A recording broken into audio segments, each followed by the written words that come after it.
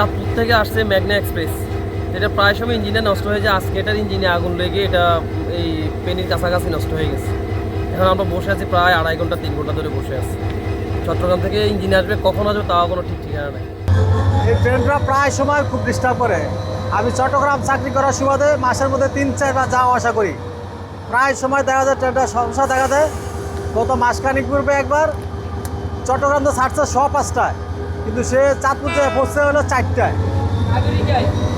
এইভাবে সে প্রতিদিনই প্রায় সময় বিভিন্ন জায়গায় ডিস্টার্ব দেয়, নয়তো চাক্কা চলে না, বিভিন্ন রকম সমস্যা দেখা দেয়। এই ট্রেনটার এগুলি পরিবর্তন করা দরকার। আমি চাঁদপুর থেকে আসছিলাম, চট্টগ্রামের উদ্দেশ্যে রওনা দিয়েছিলাম।